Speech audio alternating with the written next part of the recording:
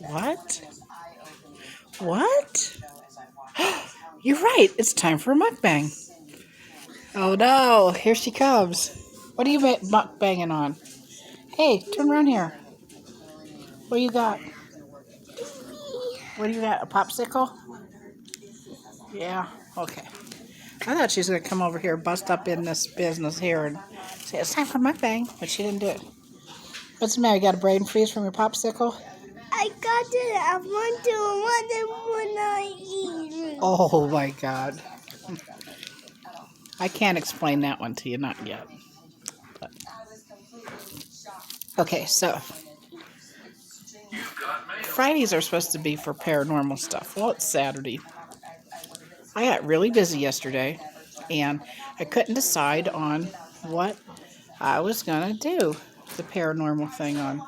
And AJ was supposed to help me because it was her idea, not to do the paranormal thing, but her idea for the one thing that we were looking at.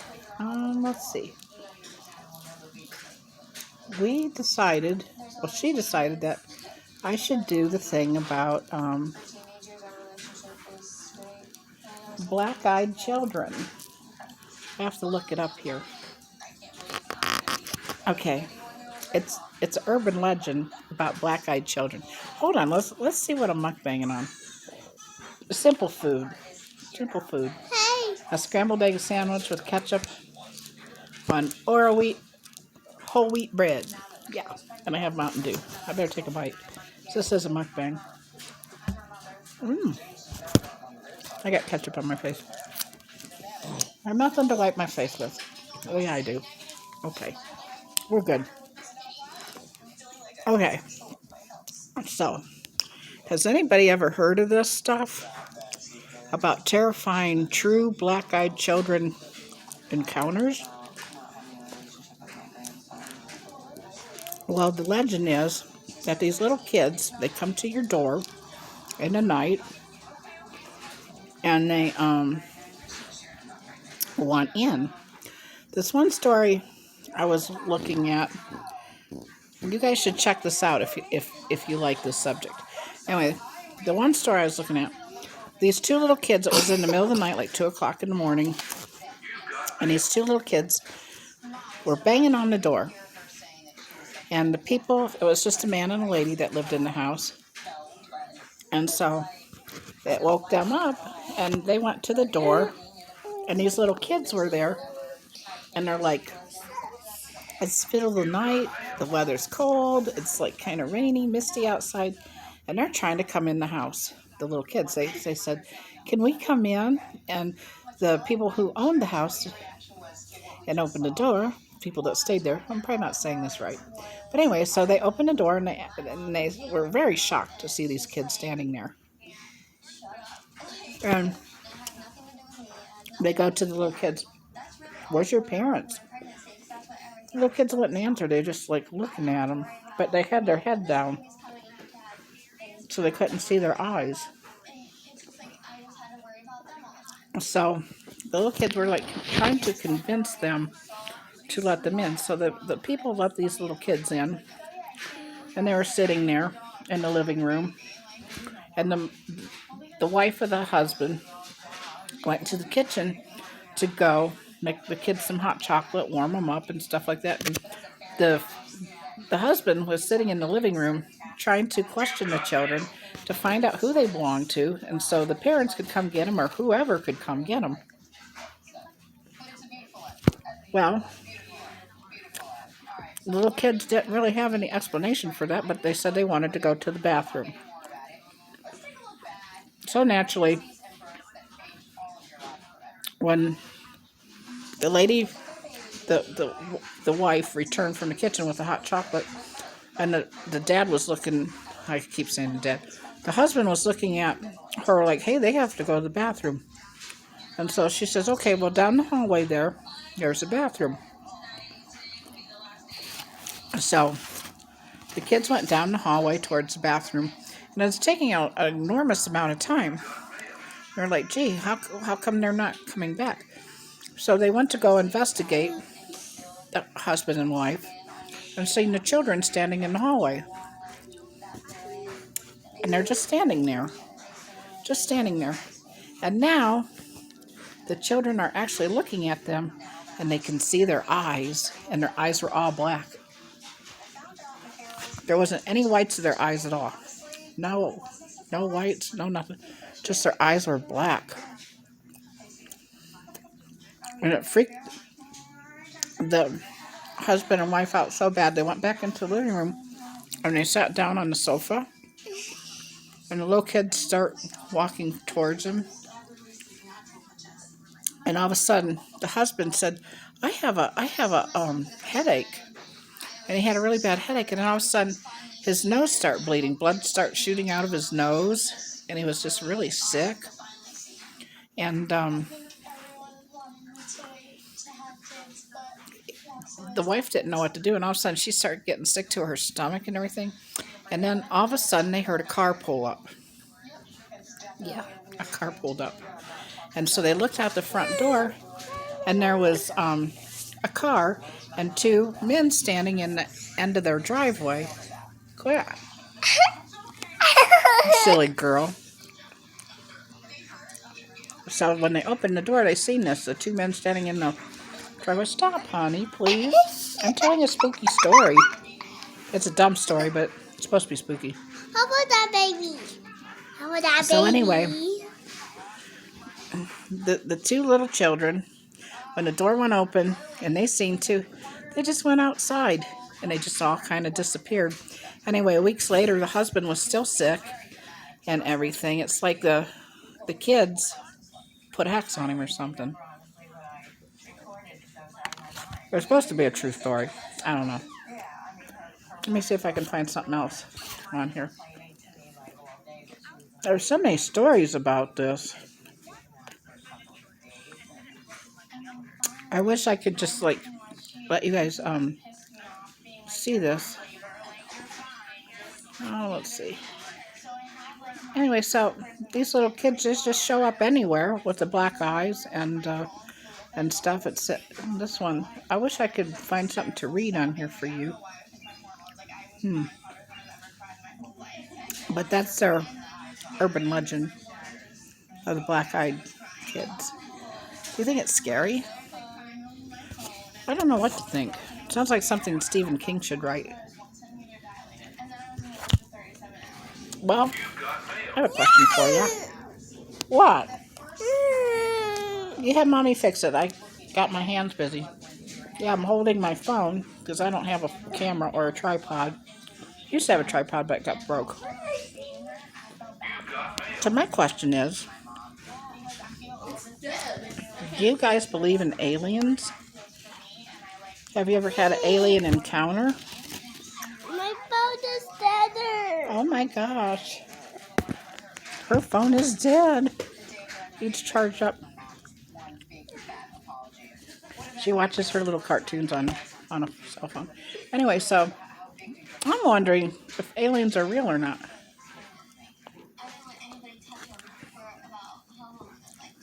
You know, why are they guarding Area 51 so much?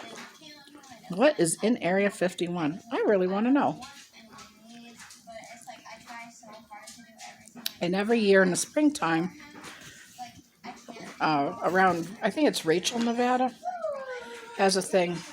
My sandwich is falling apart. Where a lot of people like gather to watch the sky because they could see aliens. My friend and I, we had kind of like I think it was an alien encounter. We were like 13, kids. They get scared easy. Anyway, this girl spent the night at my house, my little friend from school. And so we were out at night, sitting on a swing set. It was summertime because there was no school. And we lived in the country, and I lived in the country, rather. And you could see every star and everything in the sky. Well, we're sitting on the swing set. It was probably about 9:30, 10 o'clock at night. It was quite dark outside, of course. And we're sitting on the swing set, and we were drinking Kool-Aid and just talking, chatting, little kid stuff. And we seen this blink, blink, blink, blink thing in the sky, and it went zoop, zoop. soup. It made like a triangle. Yes, you can have it. I like it. She wants to mukbang on Pringles potato chips. Okay, that's good. You can have some. So anyway, this thing was like doing these weird patterns in the sky, and my friend, her name is Cindy. I'm not going to change her name because I don't even know. This is like years and years and years ago. I don't even know. She won't even know who I am, recognize me. I probably wouldn't recognize her either. Anyway, she goes, "Oh my God, it's an alien." I'm like, "What?" So she says, "I want to see what it does." So we're watching it. It was doing weird patterns. It went on a circle, and it made a triangle, and it zipped across the sky. And we're like, "Oh my God!" Now a few minutes later, another thing came and zipped across the sky, like it was chasing it, or it might have been the same thing. I don't know. So we think we've seen an alien spaceship. I don't know. I see a horsey. Did you see a horsey? Yeah, at night. We had a weird experience too. A friend of mine, when we were like old enough to drive, we were going through this like little small town called Seville, Ohio, and we're on our way to Cruston. And that's another little small town. It's like a little skip, hop, jump away from the other one. I don't know why we were going to this other town, but we were. I told this story before, but I'm going to tell it again. We're going through town, and it's all lit up, and there's railroad tracks, because Cruston is known for trains. But on the way to Cruston, there's all these like train tracks and stuff like that. Anyway, so we're going real slow over a train track, and she had a little olive green Mustang. This was back in, I don't know, 70s, late 70s. Anyway, all of a sudden this light, like the road's dark, okay? It's a country road, it's dark. This light beam comes down, like in front of us. I'm not lying to you. This is real. This is a real experience we had. The light beam comes down in front of us on the road, lit the whole road up. You know, like how the helicopters, when they do the search thing. But it wasn't a helicopter. There was no noise at all. And then all of a sudden the road went black, and it's just our headlights cruising down the road. And then we seen this guy way up ahead. And he was like standing by the road, and we're like, "Oh my God." And it's starting to get a little bit foggy, because in the summertime, this was in Ohio, in the summertime, when the air is hot all day long and the ground's cool, it'll make like a mist. So it was starting to get a little bit of mist on the road, and there was this guy standing on the road.